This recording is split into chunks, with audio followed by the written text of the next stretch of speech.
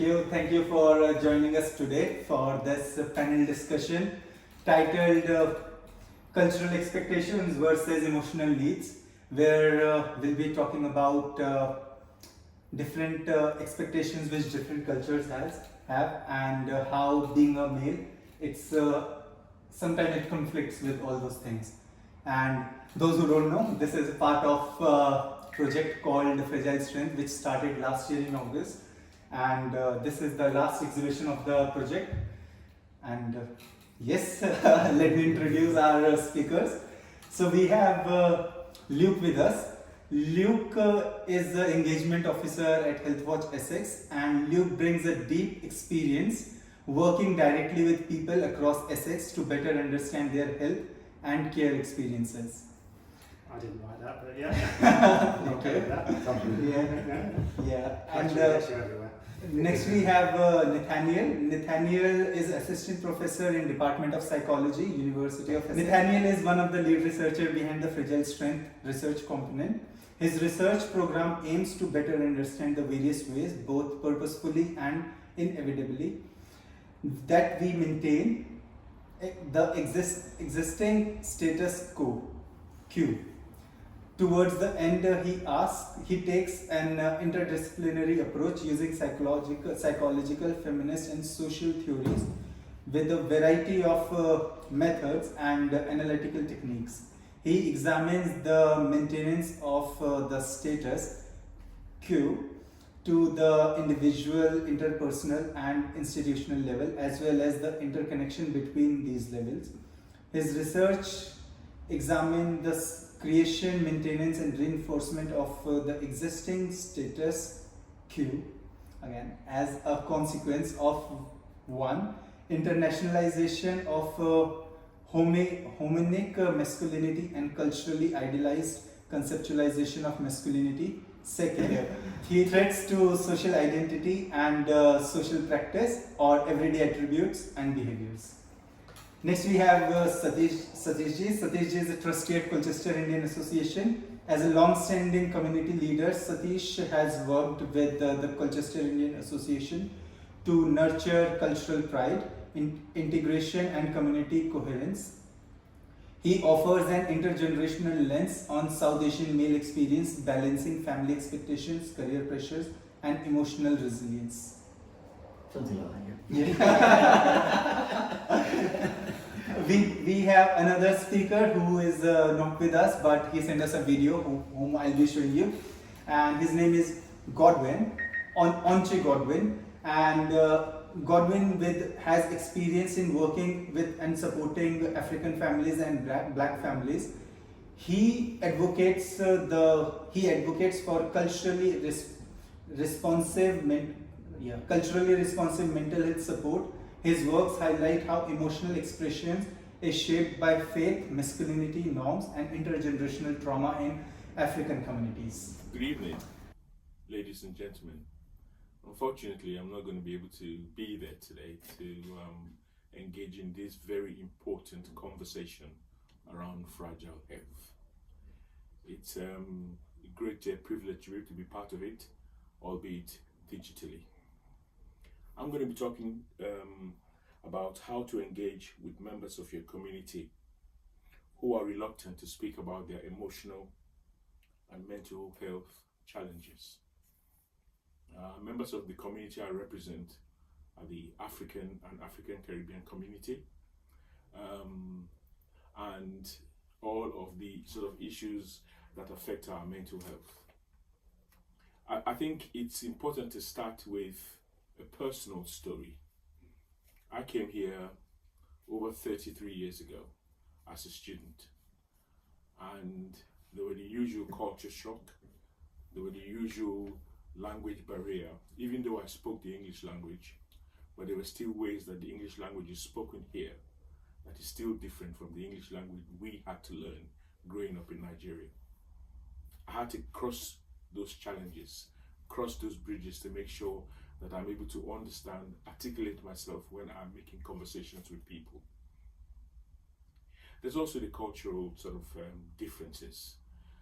And I think most importantly, something that people tend to forget is the fact that most of us that have come from the global south, what we today call the global majority, we usually come from a collectivist society, from a collectivist culture, where your neighbor is your brother, your neighbor is your sister, you're a member of a village that is involved in your nuclear family. But we come straight into a culture that is an individualistic one. That shock in itself, if not managed properly, becomes an issue that then creates trauma. I'll tell you a personal story. I came here in my early 20s, and I remember coming from a culture that celebrates Christmas in a very loud, very colorful, very joyful way. We celebrate it in a very joyful way. We celebrate from the 24th right up to the 2nd of January. I was on my own. I stayed in my room and I spent Christmas, and I think it was about 3 Christmases, 3 years running, on my own, eating leftover Chinese food. I cried my eyes out for those period. I was by myself. Members of my family were not with me. I didn't have, at that time, there were no sort of phone systems that you can phone your family and have conversations and even do image sort of viewing. Those were very traumatic times in my life. And there's also the issue around discrimination, prejudice, and racism, both in school and at work. I finished school, I finished work, and I had to go home by myself. I had no community around me, something that I have been used to. And that in itself is another trauma-inducing scenario that I had to bottle up. Coupled with the fact that as men in my culture, and I think in most cultures, what happens is that boys are raised not to show emotions. It is a sign of weakness, not to express ourselves in an emotional way. We are being raised to be providers, we are being raised to be protectors of our family and of our community. Some of us have the natural ability to be able to do all of these things. Not all men do. And for those men that struggle of not having the affinity to be protectors and providers, they suffer some serious emotional issues, serious emotional trauma. That trauma that I had, and to some instances I still carry with me, resulted in me having high blood pressure. And that means I have to continue to take medication of some in one dose or the other for the rest of my life to keep that managed. And also all of this different situation that members of my community come to meet in this society then makes it difficult for them to be able to interact with other people. We know the issues around law enforcement and how people from my community have had very poor relationships with them. So in other words, people of authority we've had issues around that sort of area, and that has been difficult in itself. But I think the most important thing for us in my community, and the one that I now, with the whole huge pile of privilege, support and try my best to help them in one way or the other, using the tool of the African families in the UK, CIC, is the fact that our people do not have the confidence to engage. The confidence to engage with service providers. The confidence to engage in such a way that the service providers understand the specific needs of these individuals. And that is why organizations like my own, and I'm sure like my colleagues are going to explain, is a situation of where we have to provide those support systems for men, particularly men of African origin, and men of Caribbean origin. It is an ongoing process. It is not something that is being solved as we speak. Obviously, with Vikas and this fragile strength program that I am so happy to be a part of, that process of us trying to understand how men manage their mental well-being is so important. Another aspect again is relationships. How do we cope with relationships? How do we understand relationship from the point of view of an individualistic society? Understand it in such a way that we can thrive, making sure that happens. And I know the stories around, people from my community facing all of those challenges. One of the things that the Mental Health Foundation said that part of the reason for mental health issues for men from my community is racism and discrimination. Racism and discrimination. And these are trauma-inducing events in our lives. And because of the way it happens, we don't have the confidence to engage with the service providers to help us manage that. And that is why, at the risk of repeating myself, we have events like this. We have other groups that are now looking after men and helping them manage their mental well-being. One of the things that I use to speak to people in my community that are reluctant to engage for whatever reason is to first and foremost use the benefit of stories, creating a safe space that we can come and sit down, have a conversation in a way that is not going to be judgmental. Each and every one of us have stories to share. There was a situation where we had a safe space where a young man from South Sudan told us stories about his journey on the Sahara Desert and on the Mediterranean Sea. It was a jaw-dropping moment. You could hear a pin drop. And after he told the story, all of us walked up to him, shook his hands, gave him a hug, a big group hug. And you can see the relief leaving his body of having expressed and told that story. And there are many levels of this happening. And we try our best to make sure we create that. On an individual basis, this is the advice that I give them. I created an acronym, EAT, EAT. The E stands for an evaluation of your situation, evaluation of your feelings. How do you feel? Are you angry? Are you happy? Are you sad? Are you frustrated? Are you worried?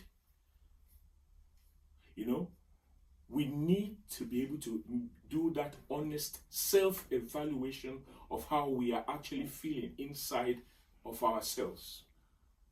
And after you make that honest evaluation about how you are feeling, you then acknowledge that that is where you are. Acknowledge that crying in a trauma-induced situation is not weakness. It's an acknowledgement of how you are feeling. Expressing feelings of anger is not a disturbing situation.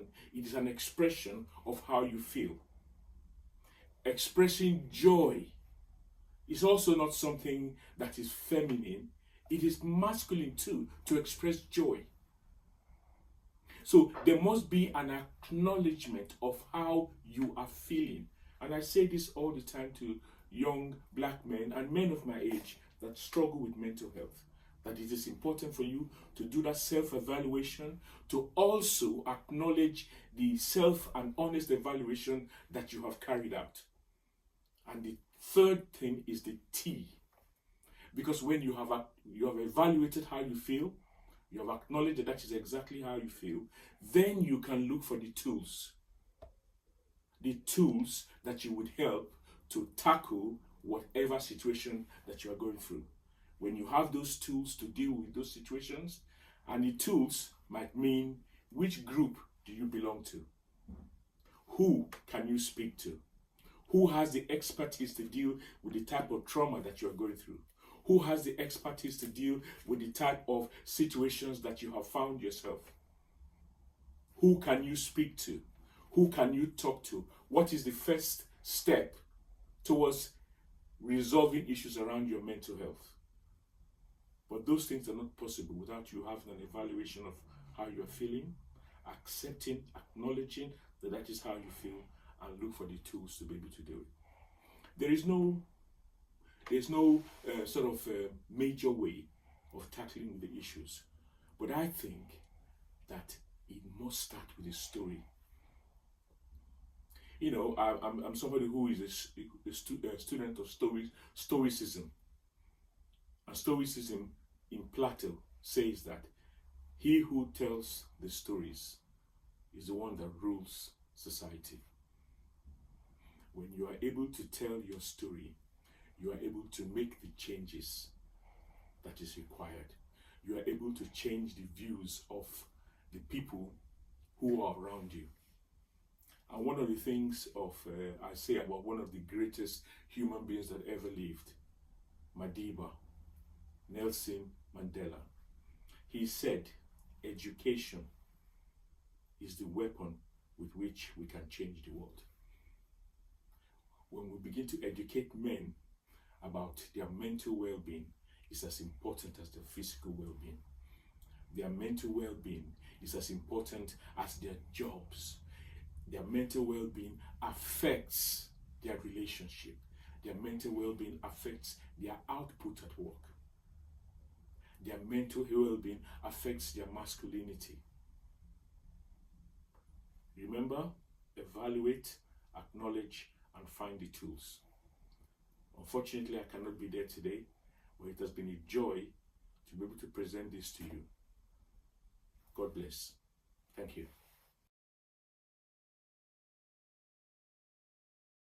Would you like to go first? No. No, I wouldn't. Okay. I'm happy to start. Yeah. So as a social psychologist, one of the things that I study is sort of the gendered expectations of men and women and how those differentiate from each other, how our society and culture places these expectations on men and on women, and the punishments that come with transgressing against those norms. And one of the things that we consistently see is that prescriptions of masculinity, what it means to be a good man in our society, is to be tough. And that's not just physically tough, that's also emotionally and mentally tough. And that's where we get this sort of expectation that boys and men are supposed to hide their emotions. They're supposed to not show any sort of weakness in that sense. And so some of the emotions that boys at an early age are sort of taught to avoid are things like showing sadness or anxiety, or also things like caring and being empathetic. Those are more stereotypically feminine emotions, and by doing that you'd be seen as weak, and you're punished in many ways by your society, by your peers. It's the socialization process of gender, and then when you get to a point in your adolescence and then your early adulthood where things aren't always going very well, you're still bottling up that emotion, and then that causes more internal frustrations, and we've also seen it leads to negative physical health outcomes too. So I would say it's sort of that you're not supposed to show sadness, anxiety, anything that would showcase that you're being weak in a sense. What we would consider weak as a society. Yeah. But does it means that we are not accepting our true self, or we are trying to neglect what we actually feel like? Yeah, absolutely. And I think that it's this bottling up of what we really do feel like, and then the emotional regulation that we see happen is that when boys and men do experience, say, anxiety, because that's a stereotypically feminine emotion, it often then turns into anger. That's this regulation strategy, because anger is more of a masculine, stereotypically masculine emotion, and so it's okay to show anger. but anger leads to negative downstream negative effects. And so, yeah, it's that sort of emotional regulation strategy to try and be seen as masculine in moments where others might perceive you as not being masculine. And man doesn't cry. Yes, yeah, boys don't cry. Boys and men don't cry, yeah. And it's interesting because we see, like, there is this strange tension because sometimes there is crying that is allowed for men. And what some of my colleagues in the past have shown is that sports are a place where if you lose a game, that you can cry and that's seen as okay. But if you're experiencing a breakup or if you injure yourself while just on the street or whatever, that's not okay. And I'm from America, and I clearly remember when President Obama was really ridiculed for crying on television at one point, and that was a period not okay. There is like a strange sort of tension, I think, at the moment for men, especially around sort of our age and younger, where they're almost expected to be everything. Yes. You know, they're kind of like, if you show weakness, if you are sort of not domineering, if you're not basically saying in a relationship, you know, leading that relationship and providing in that relationship, then you're considered sort of less than. But at the same time, now there's this thing that but you're also expected to be empathetic, you're expected to be kind, you're expected to show your emotions, but only in a certain way, right, or to a certain allowed level, which the rules are completely unknown. And I think for a lot of, especially a lot of young men, they are stuck in a situation where they don't know what they are supposed to be, and as a result they lose their sense of self, because whatever they are is not the right thing, you know. So you end up basically becoming angry at the world because it's like, whatever I am is not enough, you know, because as we know, like I do find this, you can have women who are strong, dominant, kind of leaders, you can have men who are more passive, gentle, kind, empathetic people. Like it's not locked to a gender, is it? It's locked to a person. It's that kind of personality that they have. But when you are wrestling with this idea of what am I supposed to be to get a partner, to sort of to lead an organisation, or to be a kind of provider, or to be you end up kind of just bouncing sort of between expectations or whatever people have, and you lose that sense of self within that sort of chaos. And that's when you end up leading to young men becoming increasingly angry, punching down, you know, very, you know, to try and blame other people for sort of their sort of struggles in the world. And kind of there is a real loss, I think, of empathy these days for not just for each other, but actually for ourselves. Actually, I think that's more the key more than anything. That we're kind of losing that compassion for ourselves and instead just becoming angrier at the world. And also when man, if he cries in public, you know, there is a fear that I'll be looked down, or people might think I'm weak, not strong enough to be sort of lead. So that's another fear, and that stops people. The man bottles up the fear, isn't he? In the work that I've done, like, because I spoke to a lot of sort of mental health nurses who work at GPs, for example, and they all kind of said men, they always wait until they're pretty much on crisis point. They'll never sort of come in at a lower stage. They'll always come in when basically their world is about to, or has already fallen apart. And even then, sometimes they will not come in on their own, they will not seek out, they will come in with their mother, with their partner, even with their child, you know, but that someone will generally bring them in, you know, like it's a real struggle. And then when they do come in, they kind of almost want the pain to be over with as fast as possible. So there's not that process of healing. It's almost like, well, what have I got, what tablet have I got to take, what process have I got to do to get this over with as fast as humanly possible, so I can get back out there and be like a functioning member of society, rather than actually exploring kind of that stuff that's going on, you know, at a deeper level.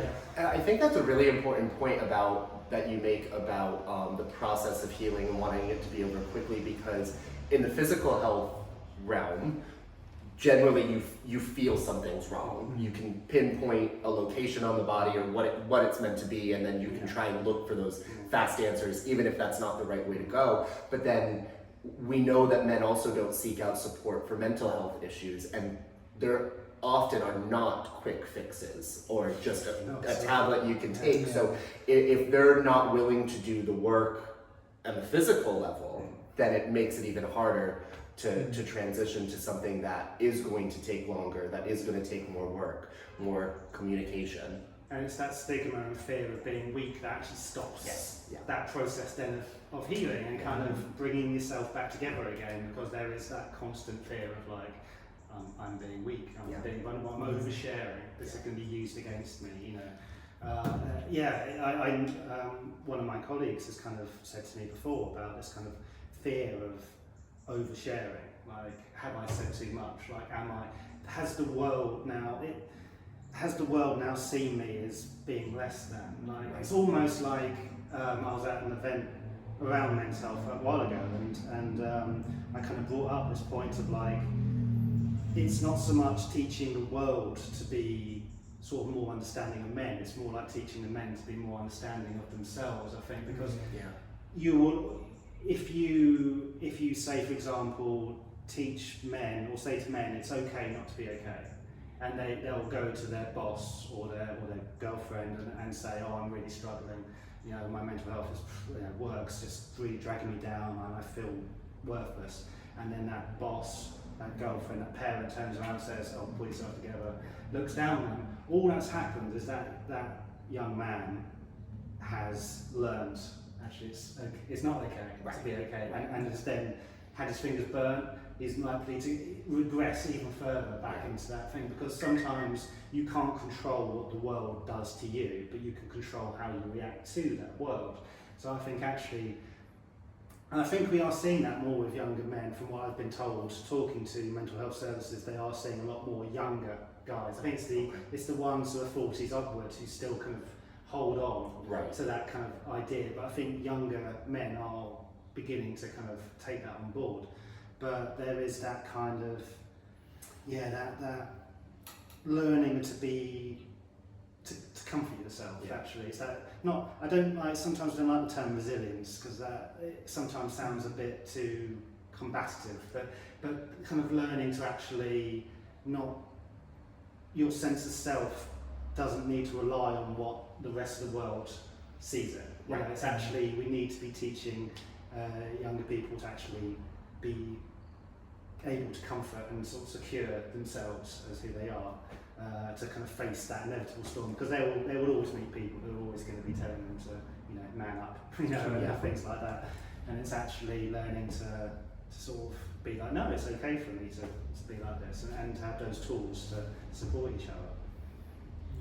The other thing I've noticed, you know, because we have a Wednesday Seniors Club, every Wednesday we meet between 2 to 4, and there are 4 or 5 widows, they're looking forward to come to that club every Wednesday, doesn't matter what weather it is, they will come there. But in the past we had 2 or 3 men, you know, who were single, you know, they came a few times, but now they don't, because I think they've got that fear or something. People will ask, where's your wife, or why you not married, or what happened, and so they don't come now.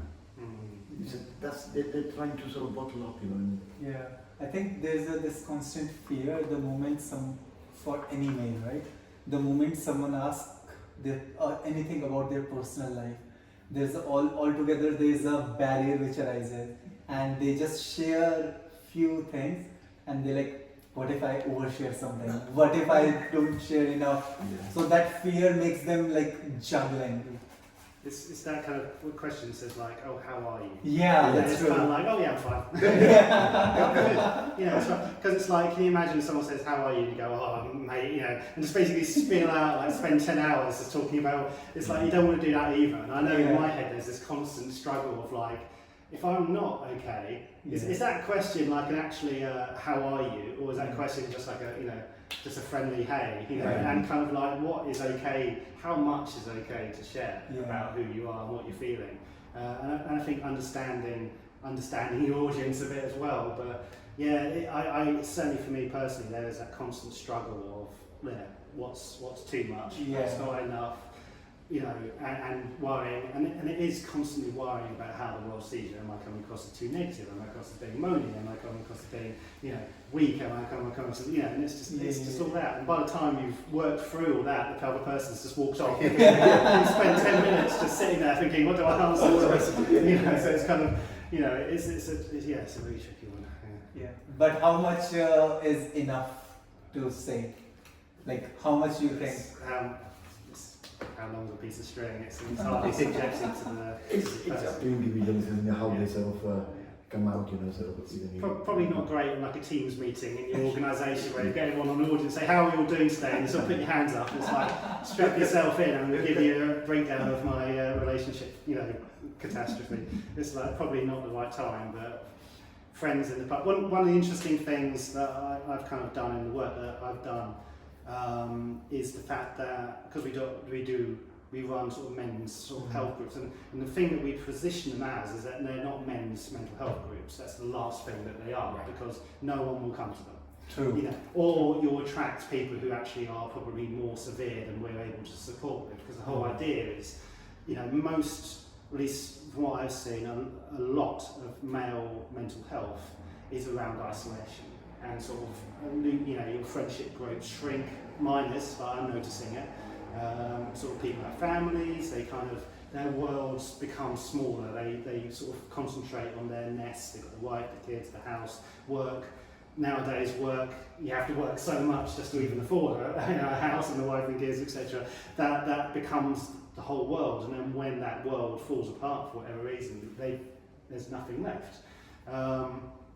So a lot of the work that we do is basically around providing sort of some like a space, an event, something to go to, so guys can have something to look forward to.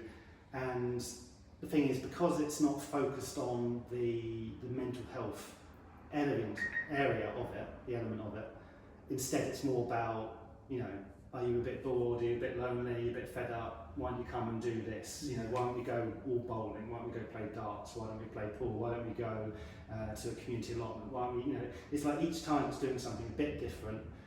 So maybe someone hasn't gone fishing before, and actually you might know, or next month we're going beekeeping, and I'm excited about that. I love beekeeping. Yeah. But it's kind of like each time it's getting to do something different, and that sort of is the, you know, coincidentally the honey trap, I suppose you could say, for kind of luring people in. But then the work is that if people come consistently, they'll naturally just make friends. Yeah. They'll get to know each other, they'll talk to each other. And then you start to see those bits of barriers break down, and then they'll start communicating. And guys will not, like how we're sitting now, you and I all sitting around this table. If we kind of sort of sat down and said like, okay, tell me about your mental health. You're going to be like, I don't want to talk about this. But if you and I were sitting together with a fishing rod on a bank and it's a nice day, and it's kind of like, and you're just talking, today's been a bit of a tough day. Yeah. You kind of open up, because it's not that intensity, isn't there? There's not that focus on the problem. Instead, it's just you're sharing in the moment and you're enjoying that time together, and you have that camaraderie, which then allows for, I think, more freer sharing without that pressure of like, mental health. I'm fine, I'm good. I'm fine. Yeah, I totally understand, relate to this, because once we are in some, when there's a curtain on mental health, right? Then it's okay. We can, in the moment, as you said, we can share what we feel like. But the moment we pinpoint it, it's like, oh. Yeah. So it's very much about knowing the right time, the right place, but having that trust. I think trust is the key thing in that situation, and that camaraderie. And physical activities plays, I think, major role in when men open up. Like walking and talking, right? Yeah. That's such a brilliant idea, because we walk and we are like, it's a boring walk, let's share about each other, right? It takes the pressure out of that immediacy of like just that kind of, that is the thing that we're talking about. Yeah. Instead it becomes you're sharing. It doesn't even have to be walking, you could be playing a video game, you could be playing Call of Duty over your headset, you're talking to each other while you're playing. True. But that's kind of like, because you're sort of concentrated on doing that, it takes then the sting out of that scariness out of them. And the amount of conversations I've had with my friends where we've been playing a game, you know, and we've sort of talked about, you know, fears about being a parent, or sort of worries about work, or frustrations around work. And odds are we wouldn't do that if we were sitting down face to face, but we'll do it while playing, you know, a video game or going for a walk. Or it's remarkable how it sort of just opens guys up, I think. And I think it gives more insight to someone's, like a lot of times when we are just sitting alone thinking within ourselves, it's tricky for us to look a bigger picture or look picture from a different perspective. But the moment we have some other thing going on, we all together have a different perspective, or we start looking from another angle, right? This we had a draw and talk session, right? People came in and they were drawing, and once someone said it's hard for expressing, but the moment they started drawing what they feel like, right? So It's removing that intensity. Yeah. That's the thing. It's kind of allowing, because you can direct it into, like with you and I, when we walked around and we were talking about what some of the pieces meant, and it's kind of like you can tap into the emotion there and talk about that, and then maybe share how that relates to, you know, it's allowing avenues for that to come out in a non-intense, threatening way, which I think direct, just like, oh, this is a mental health thing. I think that's probably why a lot of guys don't go to their mental health nurses or don't go to their GPs and things around mental health, because there's that intensity of like, oh, I have to deal with this, I have to try and explain this, but I have to explain it without looking weak, I have to explain it without feeling like I'm oversharing, I have to, you know, it just becomes too much. It's just like, I'll just leave it. Well, I think the explaining too can be hard for many, because if from a young age you're taught to bottle that up, you don't have practice actually explaining, what you're feeling and what that really means. True. But nowadays, with NHS, you know, with the GPs, when you go to see the doctor, they have got only a few minutes, isn't it? And it's limited time, so you haven't got sort of, and the doctor and the nurse or whoever, they haven't got much time to ask you.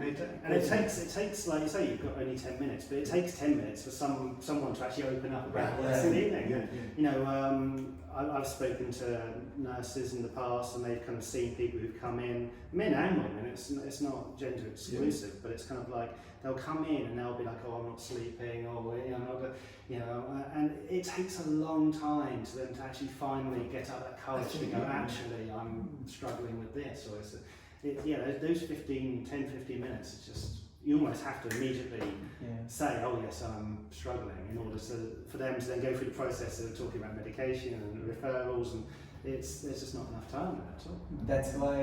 That's why they take longer to give the appointment, so that people get mentally prepared. I remember when I was growing up in India, you know, and parents used to take to one of the doctor, you know, a sort of doctor, and this doctor, you know, he used to make his own medicine from the herbs, you know. While he's talking, he's asking all the sort of questions, you know, and he's making, do you feel, and then he's checking the pulses and asking all the parents and all sort of things, you know. And that's how sort of, that connection is gone now.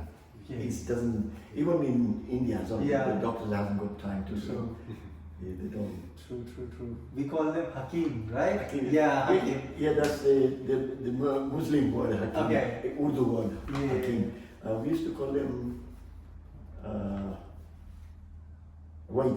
Vaid, yes, Vaid, Vaid, Hakim, Hakim,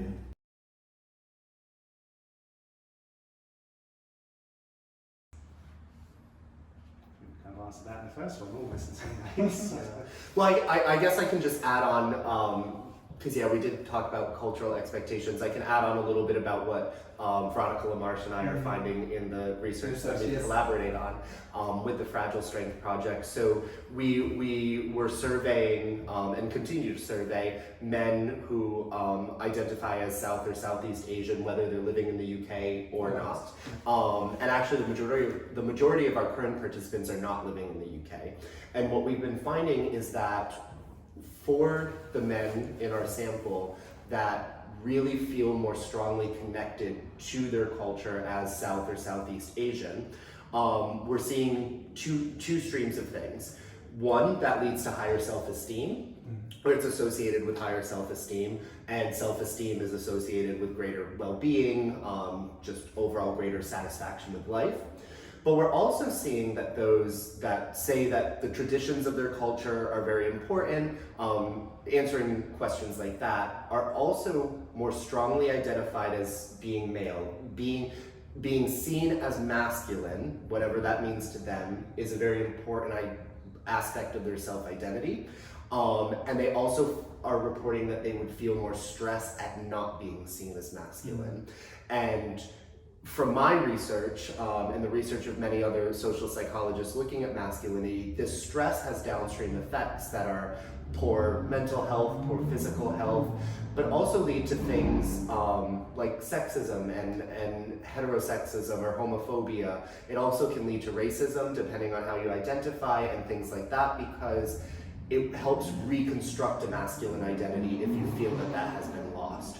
So it's interesting to see that strong affiliation with culture both is associated with these positive things, but also and being wanting to be seen as a good man or being seen as masculine is not necessarily in and of itself a bad thing, but it can lead to negative outcomes if you really feel stressed and have to find a way to reestablish that identity. And so we're finding that in our sample of South and Southeast Asian men. And we're hoping to get more that also live in the UK so that we can see how that shift from moving from their home country to a different country has influenced that as well. Fair enough. I would like to add something in it, like, because like in India, just like in global south I'll say, or specifically in India, like men is seen as bread earner of the family, and any festival comes in, it comes with a cost. And while female is in the house decorating the house for the event, but male is going out to make sure all the requirements of the female is being fulfilled, right? And I think that's something which leads to more like, okay, I'm a male, I need to go out and get the things, and or my wife will just, or my girlfriend or my mom, anyone, just be in the house in a comfortable position decorating the house. I'll do all the hardships, face all the hardships, so that they will be in a position where they don't need to worry about anything. It's very black and white, isn't it? In some ways, like the roles. It's kind of, I was thinking on the way here, like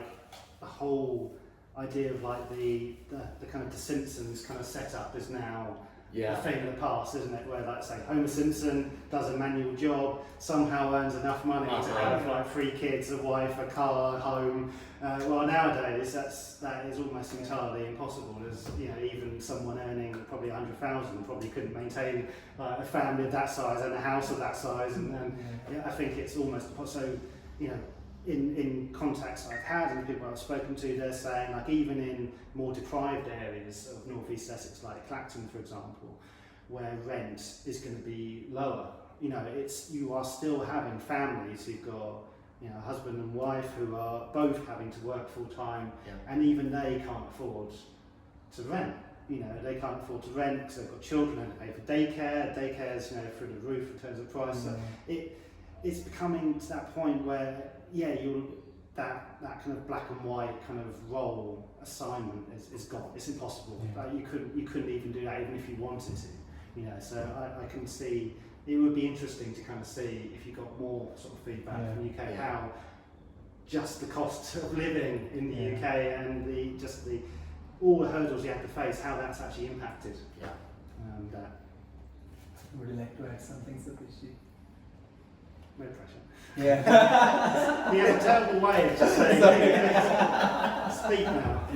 No. I mean, like here, the man, he sort of helps his wife to do the housework. Yeah. So, for instance, like if I do, my wife will do the cooking, I'll do the washing. Yeah. But if you go to India, and if I do the washing, they will look, oh, why are you doing all this? That's woman's job. That's sort of, isn't it? That's that's the thing. And but slowly it's changing with the youngsters who have been abroad or been on holiday and came back and he's seen something like that, you know. And also some youngsters who've gone to Western countries, work there and then going back, you know. Then they have changed their habits, you know. It's slowly changing, you know. Yeah, it is changing, but still majority of Especially in villages. Isn't yeah, it's still same. And villages are still very, like, if I say tier 2 cities, they're still the same. Like if males are doing female thing, like not female. See how bad I am.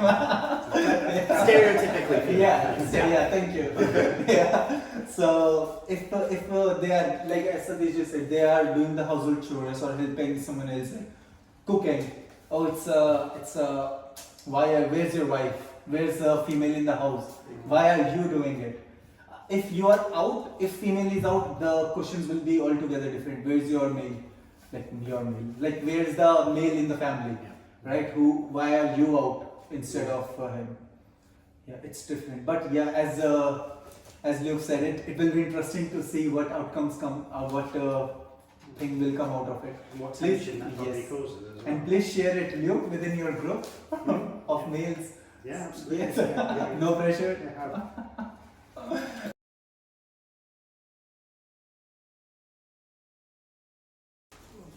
I think I'll start by talking, I maybe broadly in terms of art, thinking about media representation, because I think that's where we learn a lot about our cultural expectations. And I was just reading an article the other day about how male representation in South and Southeast Asia, but also of South and Southeast Asian men in media more broadly, has been changing, and media has been showing men with more emotion, more emotional competence.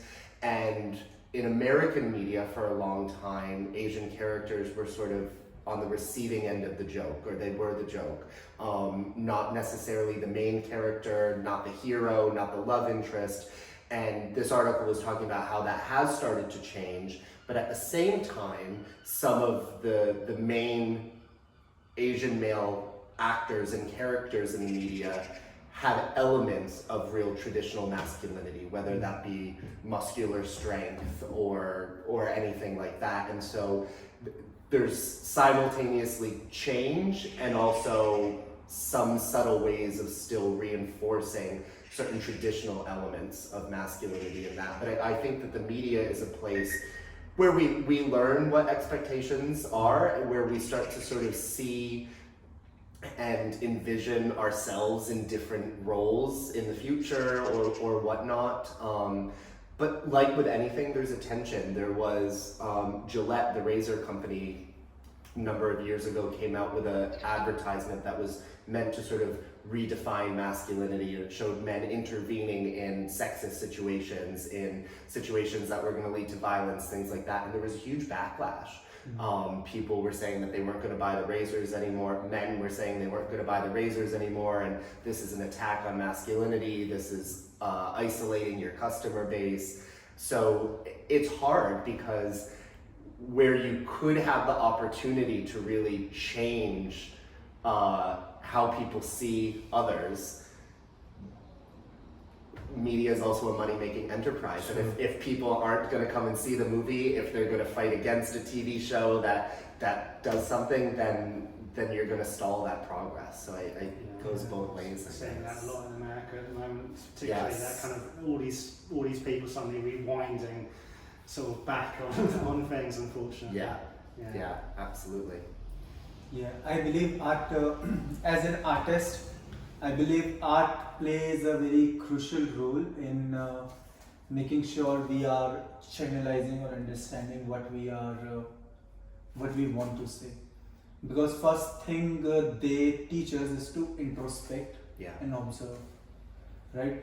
Because the moment we start observing, we start understanding what is the thing which I like a lot. What's the thing which I don't like a lot, and that starts the whole process of understanding within ourselves, and that makes it very intuitive rather than we are seeking something. It comes from insight. Yeah.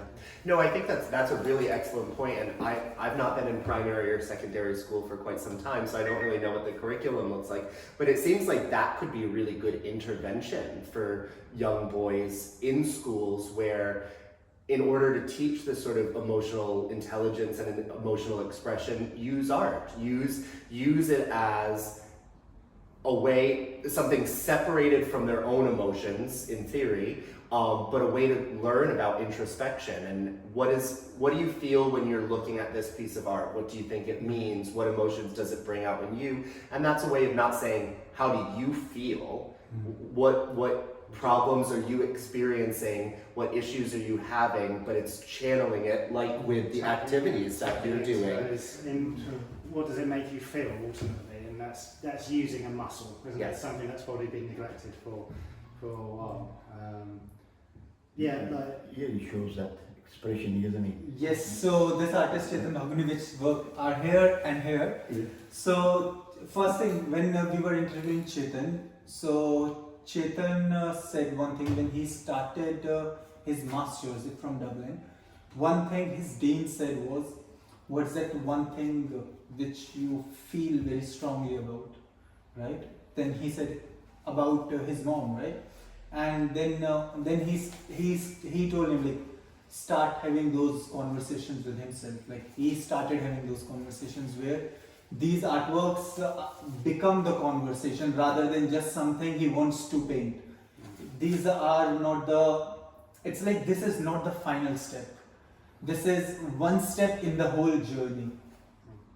Yeah, so that intervention, that introspection comes with very much, how will I say, that introspection comes when you are willing to learn, willing to have those ideas within where you are forced, as you said, you need to force a muscle to make sure it works, right?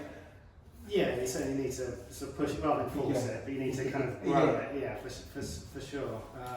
And of course, it's that willingness as well as key, because you could get a classroom full of young boys and say, here's a pen, here's some paper, draw what you feel, and some of them will probably just draw silly things or have you because they don't want to. They that's kind of the interesting thing around sort of that sort of self-awareness, I think, is that it does require growth. It also requires a willingness to actually grow as well. And some people, hence why you're seeing these kind of quite violent reactions to something as silly as a shaving advert. Just like, well, if you were that secure in yourself, you wouldn't be blowing up over something so silly as that. But people will just see something even small as that and be like, that's an attack on me, and it's like some people do not want to learn. And I think the interesting thing about art, be it high art like here, or even low art like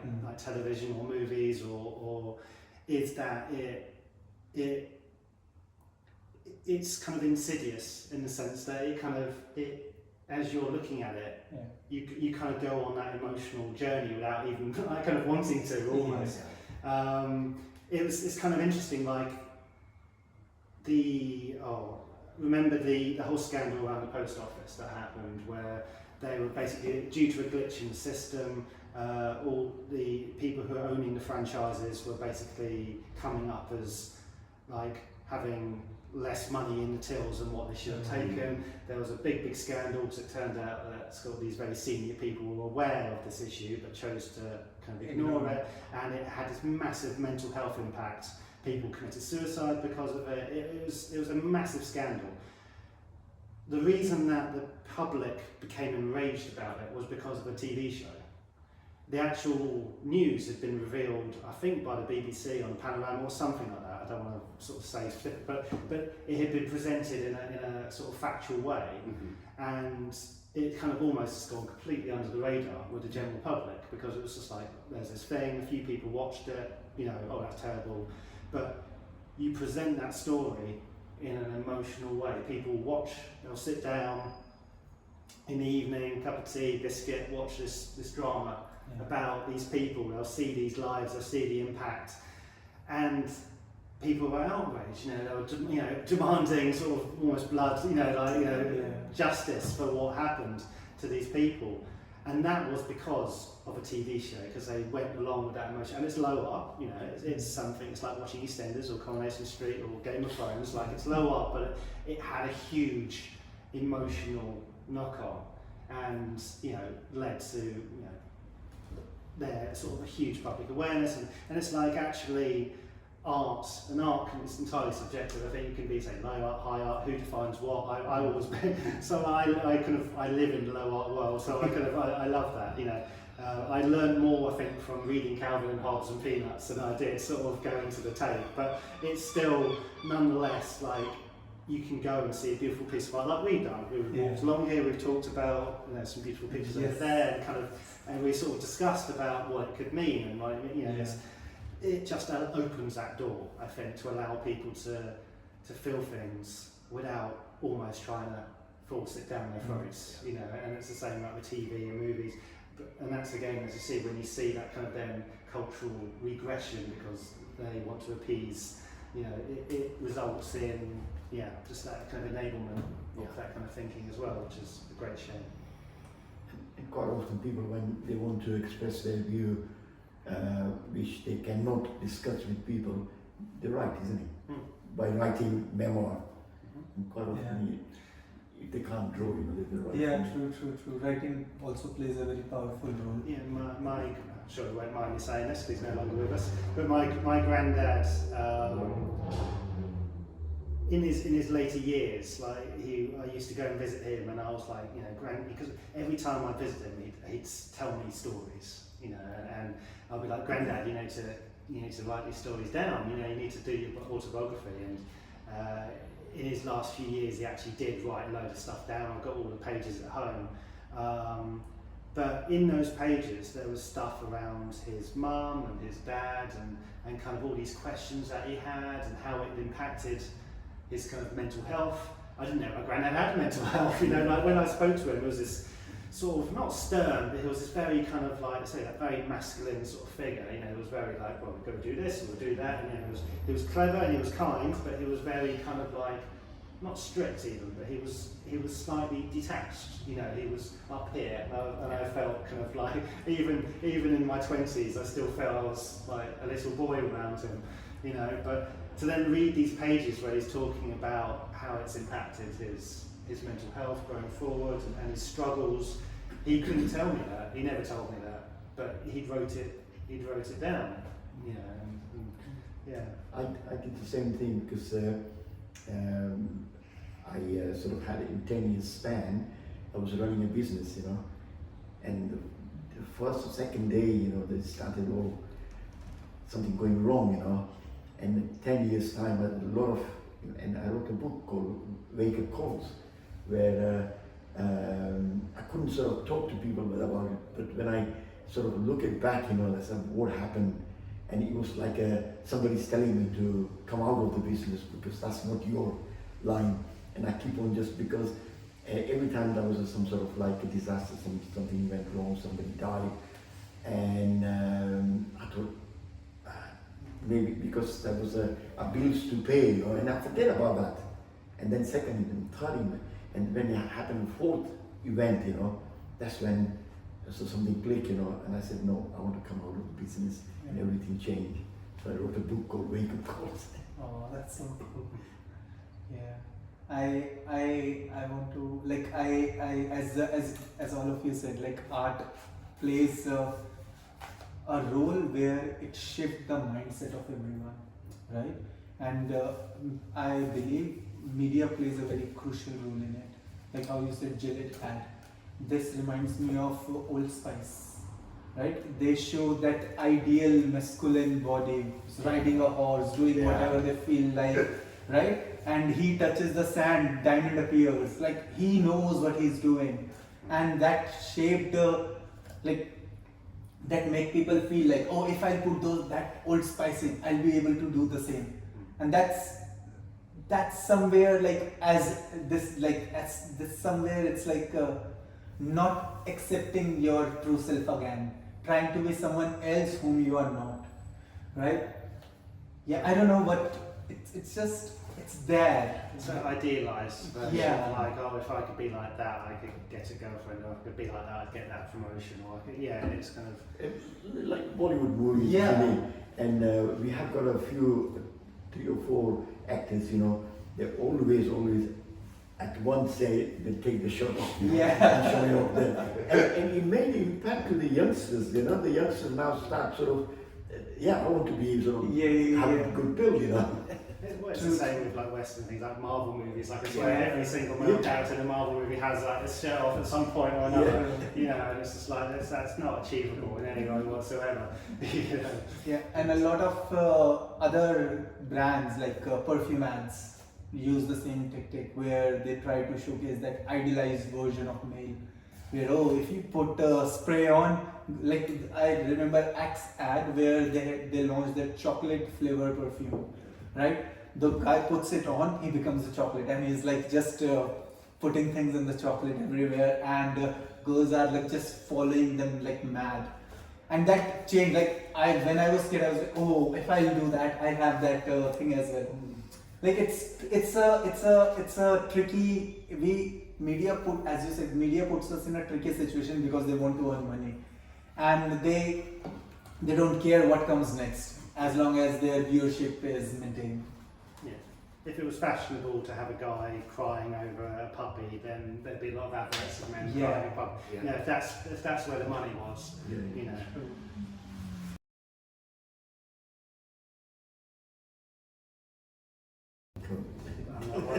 So this one, because I am sort of contemporary British society, so. I think it does. I mean, I can't talk about it necessarily from lived experiences, but I think it goes back to something that you were talking about, where there is this tension between changing norms, but then still wanting to hold on to traditional values, because I think a lot of times our society is structured in a way that still privileges certain elements of traditional masculinity that affords you certain social status. And so even if there is conversations about changing what that looks like, everything's structured upon this very distinct binary between what is masculine and what is feminine. It's easier to categorize things into 2 than it is into 5. And so that tension will continue to exist as long as our social, political, and economic institutions That's true. privilege traditional masculinity. True. Would you like to add something, Satish? Yeah, because I did my school back in India in a boarding school, in a traditional boarding school where we weren't allowed to wear shoes. And you had to wake up 5 o'clock in the morning and then do all the prayers and everything. And when I came to UK, this is back in 1966. Yeah, and it was the cultural difference was different. Yeah, but I was brought up to be self-sufficient, to do everything myself. You know, because in boarding school it was not a high society boarding school. Everything we had to do it ourselves, the washing up and all that stuff. So I didn't find, how can I say, I was sort of trained up to do that sort of thing, but when I joined the Air Force, you know, I found the British, English people, boy, you know, just, people who joined with me, they had they couldn't do the work, you know. They didn't want to, like ironing their own clothes and polishing their shoes, you know. So that was sort of, how to put it. Yeah, fair enough. Some things are tricky, as we were discussing. Like you were in a boarding school where they made you do all the things, right? Yes. Yeah, but I never went to boarding school. So when I woke up in the morning, it was like, oh, here's my dress, here's my breakfast. You just eat and go to school. Do studies, nothing else, right? So when I came here, it was a change. Like, You have to do everything yourself. oh yeah, I was prepared. Like, okay, I need to do something, but You wake up in the morning and like, where's my breakfast? yeah, it hits me like when in the house back in India, when we create a mess, my mom comes and clean it up. We don't care. It's just another day. Here I came in first day. It was, first of all, it was quiet. It dropped silence. People were there. There's no noise. Yeah, I was used to that noise, right? And it was 11, I think, and I was like, I'm hungry, but now what? Yeah, and I was like, that notion of being male started like shaking. Now I have to cook things, but what? Like, because when my mom used to cook same dishes again and again, I was like, cook something else. Why are you cooking same things? But now it's same me. I'm just cooking same things again and again because it is easy. Yeah. But at the same time, it is nutritious enough to fill us up, right? I don't know what I'm going with this here, but yeah, it shook me with in my basic personality. I'm more neat and clean now, like I used to. Like now, I make sure my surface where I'm sitting, it's clean, it's perfect. Earlier, it was someone else will do it. I'll just sit. Yeah. What we find every year, we have a festival of 9 nights where we have a dance every night in Navaratri, you know, and we get a group from London. At one time, what used to happen is some of the singers and the artists used to come from India, and we used to accommodate them in private place. But they weren't used to doing the work themselves, you see. So when they wake up, you know, everything is just There. at the throne, you know, all over the place, and they're expecting somebody will come and do it, you know. Yeah, it's a cultural change. I think in majority of South Asian countries, it's not a thing. It's still like, as you said, black and white world. Yeah, but here it's.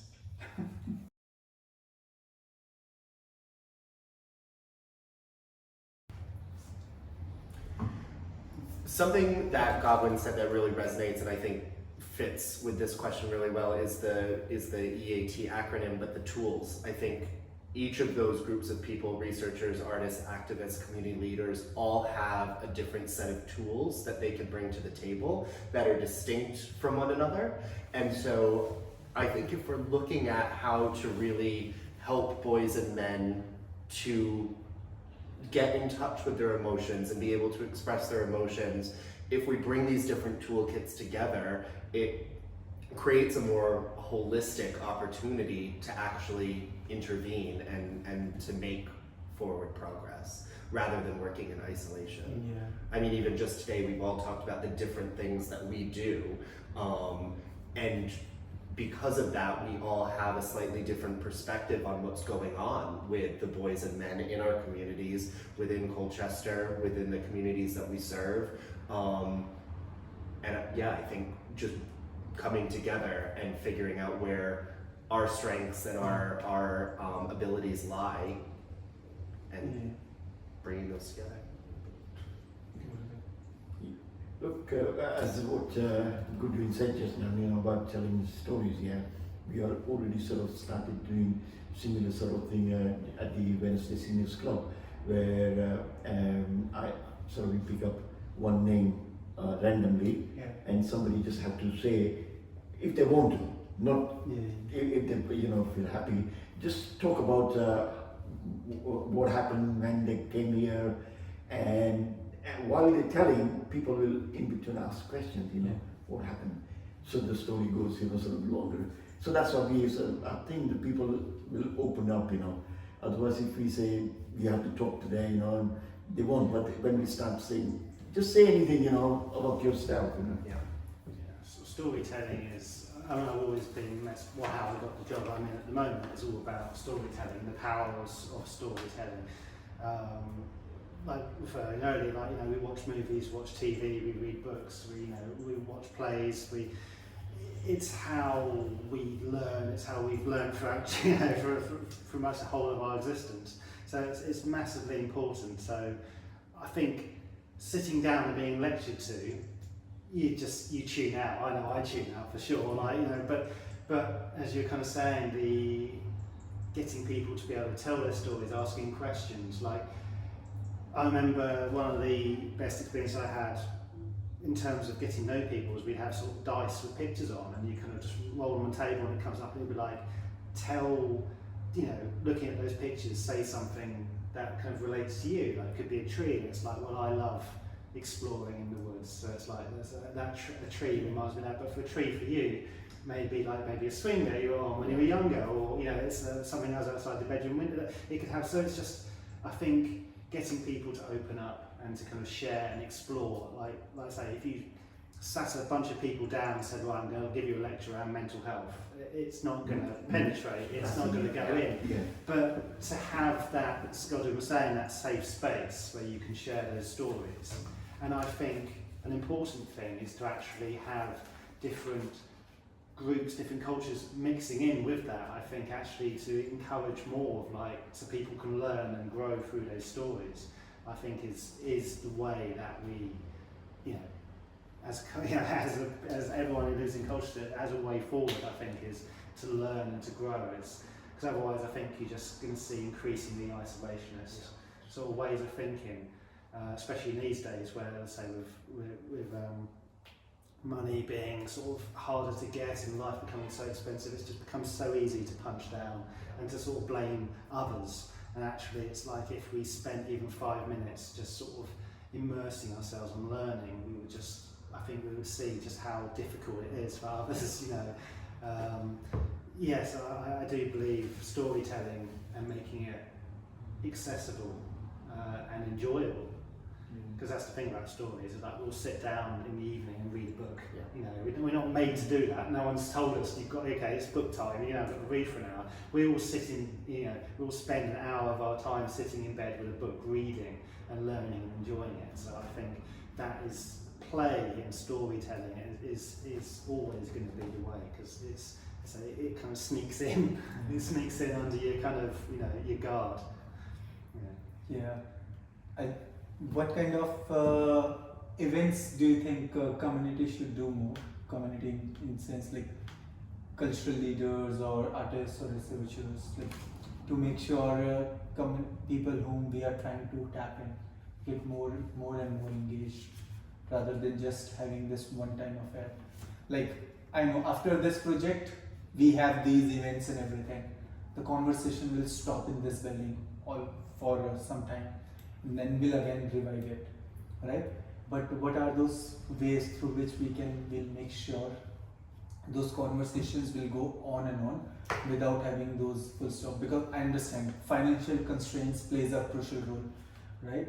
But if we say things which are like talking and walking, right? That doesn't require finance. That just require person to come in. So what are those other kind of events which you think people should do, or making sure that exhibitions like these come in more often, where people from global world have their inputs in addressing these questions? On a smaller scale, before the COVID, we used to run a care room club. Do you know what is care room? It's a board game, a square board, and either 2 or 4 people can play, and it's a dice, different color, 2 colors of dice and 1 striker, and you put it like is it snooker you play, put it... Carom. Carom. Yeah, carom. Oh, yeah. So what happens that we meet, and while we're playing, we're talking, and we're discussing, and usually the man, So that's what I want to start again, but the challenge is to find a place, And we used to do it at the, first of all, we started at Forsyth, and then we moved to the hub, one hub. Near the Savers. Every Saturday morning, we used to, for 1 hour, 2 hours, just there, and then you set up. That's another thing I'm going to sort of restart again with I mean, while we're doing this Wednesday Seniors Club, that's sometimes we invite people to give a talk and old people talk as well. So. Yeah, I remember few weeks ago, someone was talking about women mental health or women something. It was cancer. Yeah, cancer. Yes, Cancer. sorry. Yeah. I remember. And breast cancer and the women cervical cancer. Yeah, I remember that. Yeah. I think the challenge is reaching People to come. It's reaching people, exactly, because the people, let's say you put on a walking group, and there are several in Colchester, the issue is that you'll get the people who are aware that, say, they're isolated, or they're aware that they kind of want to sort of connect with people, and they're aware of the kind of the impact that kind of that isolation is having, so they will go along to those groups. But it's the people who are not, like Godwin said, haven't got that awareness to know that they are struggling. Yeah. And they're the ones that kind of go, oh, I don't want to go to that community day. They're the ones that go, I don't want to go to the. I don't know them. Yeah, I don't know. Why would I want to do that? Yeah. And we get those, like, you know, with the groups that we do for the guys, like I'll phone people up and say, oh, that sounds nice. I really like fishing, and then they never ever come, you know, because. And maybe they do come at once and then be like, oh no, this is too scary, I don't want to do this again. Yeah. And it's like, because naturally it's terrifying going into a space where you don't know people. It's scary, it's new. You know, you feel quite vulnerable, exposed. You know, you're suddenly like, oh, no one likes me here. You never go again. You can't make it everything for everyone, can you? And so it's very, very difficult to find a solution where it's going to cover lots of people in one scene. I mean, that's the power of television, because everyone watches television, you know. So, but you haven't got that capacity to kind of to have that kind of outreach. All you can do is maybe, I think, introduce more sort of programming which is accessible and enjoyable for everyone, you know, and sort of levels the playing field in natural ways rather than it being forced. Because I think otherwise people, like, they'll watch that advert and be like, oh, they're forcing this down my throat, and they'll get angry. If it's just organic, if it's just a natural, well, you know, this is just the world, then eventually, like, the thing that will soak in but yeah, it's reaching the people that, and especially with men, I think, so right back at the beginning, men don't recognise they're in trouble until they're in trouble, in real trouble, and then often they're at a stage where it's not too far gone, but the damage just kind of takes a lot of time and professional work almost to unravel, rather than maybe something at a lower level, where I think women in general are much better at, because just from my own sort of conversations with professionals, like in terms of, like, say, suicide risk, men and women have almost a 50-50 split in terms of kind of people who experience suicidal thoughts or suicidal. It doesn't lean more towards men than it does women. It's actually an even split. But where it leans more towards men is the fact that men tend to complete. Yeah. Because they will use more violent methods, and while women will perhaps rely on methods where it can be, you know, prevented or undone, but also they tend to talk more. They tend to talk more to their friends. They tend to sort of get support earlier, while men, sort of especially my age and older, tend to say get to that crisis point and then just hit that sort of, you know, the point of no return. And they don't seek, like, in one, I don't want to say specifically where, just in case it's kind of confidential information, but in a particular part of North East Essex, all the suicides within X amount of time, I think it was like 3 or 4 months, all male, all sort of middle-aged, and none of them were known to mental health services.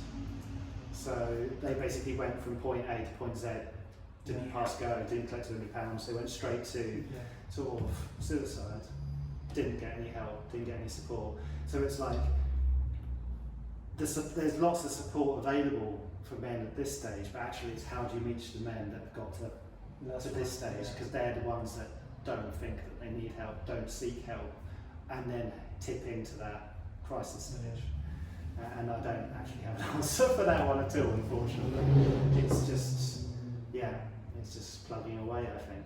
Yeah, you used, sorry, anyone would like to say? Okay, would you like to say something? No, I think the WhatsApp is quite powerful. Yeah, like a Colchester Indian Association, we have got 500, 600 people in one group, you know. And if I can sort of be able to create a podcast, what do you call it? Yeah, just once a week or something like that. Okay, people might be interested.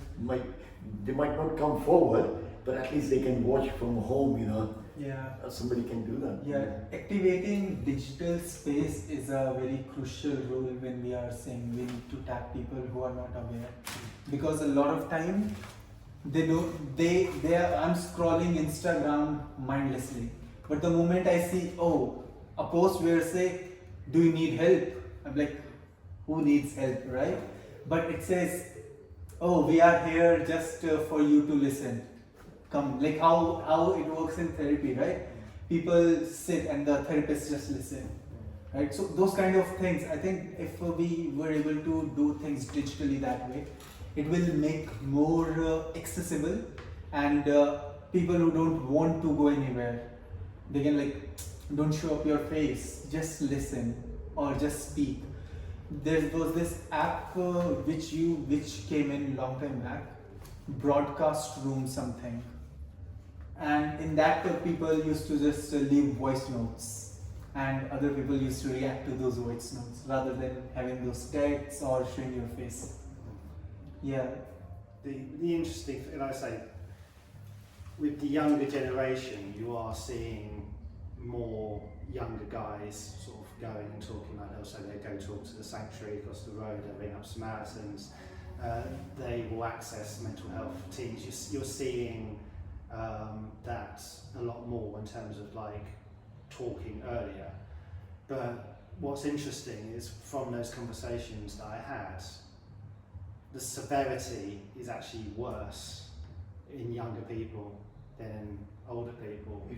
And it's almost that online effect where especially young men, they're getting exposed to very toxic videos on Instagram and TikTok. You're sort of seeing the rise of sort of the toxic male influencer, you know.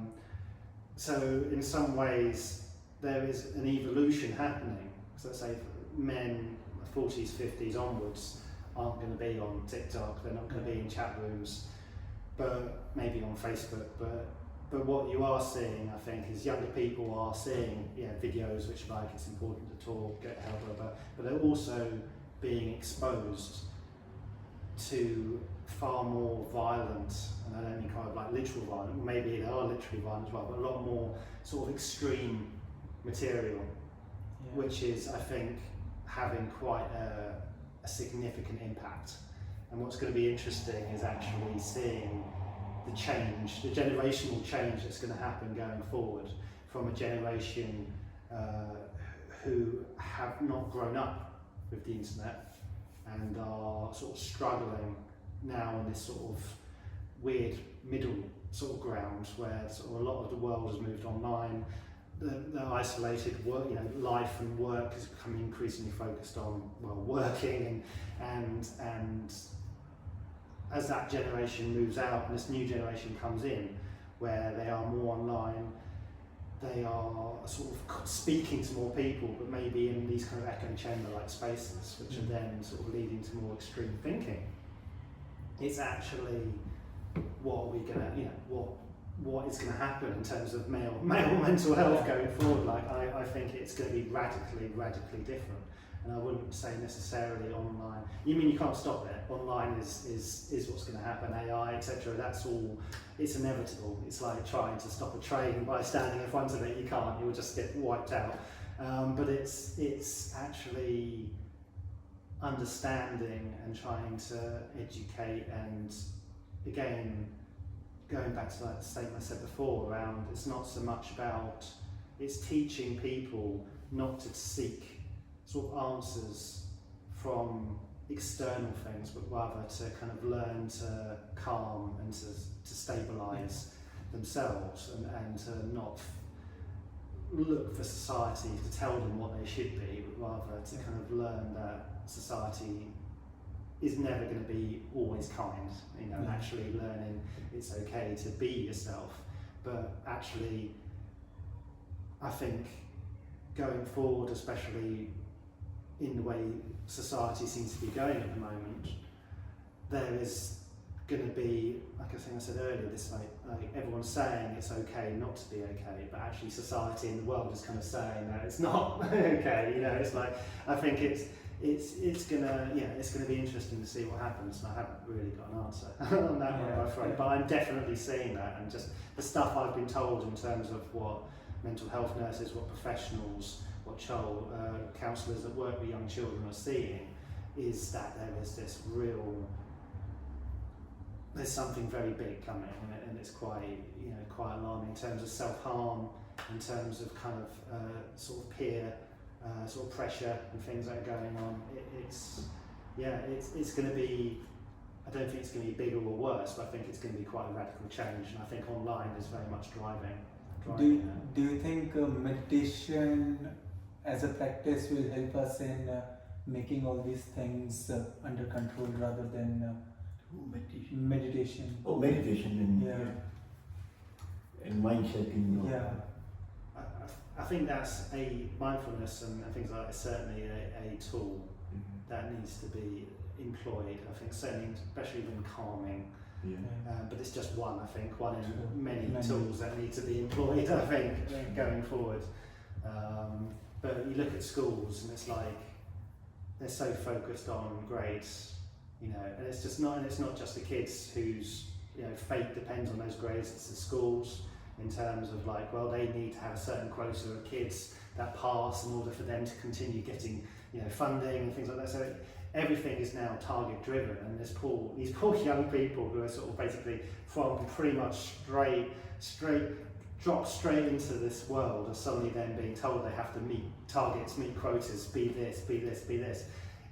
And then at the same time, we're also saying you need to kind of love yourself and be kind to yourself and be an individual, but then at the same time, you need to make these grades and you have to do this and all that. So there's so much pressure that's putting on. You're saying you need to be an individual, you need to stand out, you need to be funny, you need to be attractive, you need to be all these things, but also you need to be making these grades, you need to be achieving these things, you need to be, you know, creating and sort of changing the world, otherwise you're kind of redundant. And it's just, that's so much pressure from someone who was would have been like my dad and my granddad, who would have been a postman or a bus driver, and had a wife and kids and had a house, and that kind of simplicity of having a job for life. Now it just feels like there's just so much chaos, and then to be shocked at why sort of young men are just floundering. Always competing as well. And then they look for answers, and they look for answers online, where suddenly someone will come in and say, oh yes, if you're manipulative, if you're cruel, if you do these things, then you will gain an advantage. And you know, it's like young people just want answers, I think, and that's why you're going to see this quite radical change, because I don't think people who are in their 40s and 50s are going to be influenced by that sphere, or younger minds who are coming into this world for the chaos and uncertainty will just look for anything that's going to give them some sort of sense of structure. So that's why I think we are going to see quite a radical change going forward, and it's going to be quite an interesting one to see.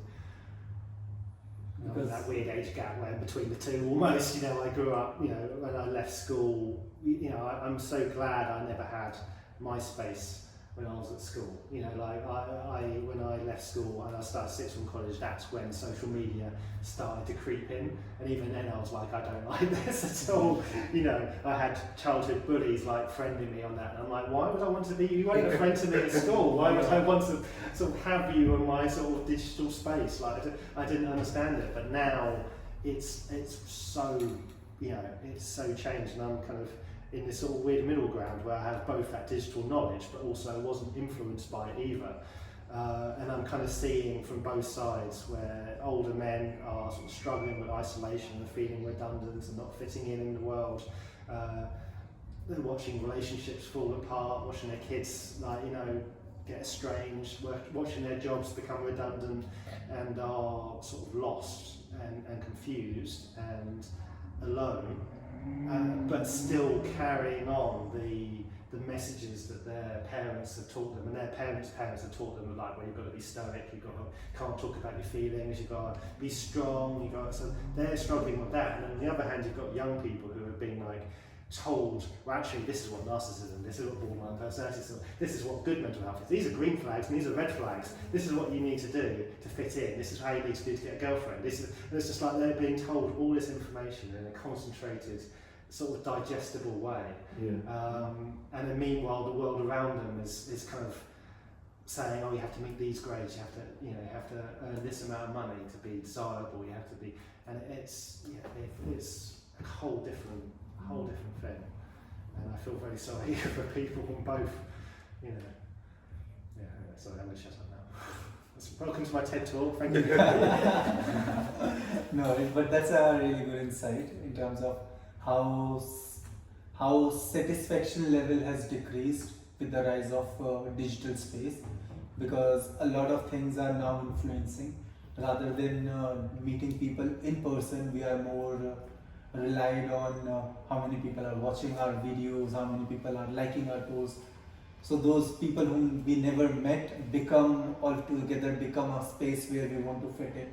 And you go to what Godwin said in terms of you have all that already, yes, and then you throw in the extra complication of coming into a country where the culture is completely different, where people treat you wrong or badly or differently because you don't look like them. You throw in all that on top of that, cultural differences, societal expectations, that are radically different from what you grew up. You throw that on top of already a mix of kind of chaos and confusion, and it's no wonder that people are struggling. True.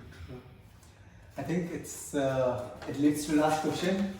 That is, what are your... That was the last question. Second last it was. Yeah, this is last one. Being part of this project, how do you feel? Something about, few words about this project, few words about your role in this project and things like that. I feel like it's been talking for the last 10 minutes, so let's ask her. We learn something from each other, Yeah. a little bit, but yeah. Yeah, and I think it shows that there's momentum and there's the desire to continue to make change, and each in different ways, but in collaborative ways. So hopefully that continues. Fair enough. It's been wonderful to see the artwork that's been on display here, and I say I really enjoyed sort of walking through and sort of talking about what it means to be, what each picture means and kind of how it makes me feel, and hearing the stories as well behind pieces such as this. It just always feels like oh, well, what's next? What more could be done? There's always that kind of but what next sort of thing for sure. But it's been a pleasure for me to kind of, especially as I was right from the conception of it for you, and I think you should be really proud of what you've been able to achieve. I'm going to swing the spotlight back on you and actually ask you, how do you feel? Because this was your baby. You created this. I've literally been on the periphery, kind of occasionally nudging you, but it's kind of like you've been involved right from the get-go. It's your, it was your, what was the motivator for you to want to do this project? What was the birth of it? How do you feel about it, and what would you like to say? That's no pressure at all. First of all, I'll thank you, all of you guys, because all of you were there since the beginning, and you make me think in a way where things which I was not looking at. And what leads to this project started with just one question, that how hard it is for me to express myself. I'll go to my friends, I'll say, oh, I'm feeling sad. Come on, man. Let's drink. Yeah, or let's smoke, let's sit, do things, right? Rather than just, I want to express. If I'll ask, how are you feeling? Like as you said, right? Yeah, Good, fine, right? And there is no word after it. So I start asking myself a question, how is my day on a scale of 1 to 10? So every morning I wake up, I'm like, it's a 10, right? But by the time I reach to my bed in the night, I realize like how actually my number shifted. Sometimes it's again tilted, like 10 on 10, sometimes it's like 5 on 10. So I think those were the motivation for me to start asking how I am feeling, how I can make other people start talking about these things. And in this journey throughout, I met amazing people. I met you. Satish ji helped me in a very different way in terms of bringing me the community where I want to tap in, where I actually want to listen the stories, people whom I want to connect with. You helped me in putting all that research work together, where like I still remember meeting with you guys, you and Veronica, and you asked 2 ways people think. Either they want to express, they don't want to express. And I'm like, oh, that's so true. I never thought like that. For me it was just, oh, I don't want to express, but what are the parameters for that? You guys bring in those things. You helped me in saying like, oh, don't stretch yourself too thin. I remember first time I met, my event lineup was starting from like September, October onwards, all the way to here. And Luke said me, it's too much. Trust me, it's too much. I was like, okay. From January to July, he was like, no, it's too much. Then I started like compacting it, and it actually worked. Otherwise, yeah, because when I met both of you guys, I was like, yes, events will be starting from September onwards. We'll have these many people, this, that, but it takes time. It takes time to build those momentum and making sure people are understanding what I'm trying to say. Only today someone came in and gave such a good feedback. They said, here there are not a lot of words, but artwork speaks a lot. And in first sight, I don't want to say first sight, but I'll cut that part.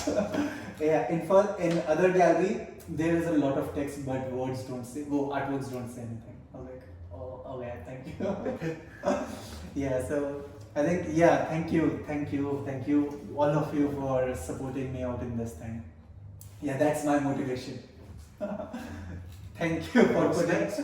What's next? What's next? Yeah, like I said, it's wonderful, beautiful, but what's the next step for you? So Yeah, what's the next step for you? I don't want these conversations to stop, because it took almost a year for us to start these conversations, and now we are in a stage where we can actually make tell people, come join us, we'll help you in these things. We make connections, so powerful connections where we can send people, like Healthwatch Essex, we can send people. If you need help, go there. If you are looking for a community, go to Healthwatch Essex or Boys and Men, right? Those Colchester Indian Association, all those organizations came in where people can find a place where they feel like they belong to somewhere rather than being all isolated. Like as Godwin said, it's easy to feel isolated, but because we grew up in a community, because we are a generation, like I'm somewhere in between again, but I have seen the power of community. But as we are growing up, I'm seeing that sense of community is getting lost. So once we are together, we can change the world. Thank you. Thank you. Yeah, thanks a lot. Thank you for joining us and having these amazing conversations. I would request everyone to please fill the important bit is there's a form below for research which is conducted by Nathaniel and Veronica. So please click fill those form up, and it will help us getting those informed decisions for the events which are planned, which we'll be doing next. and your help will be useful. Thank you. Thanks a lot.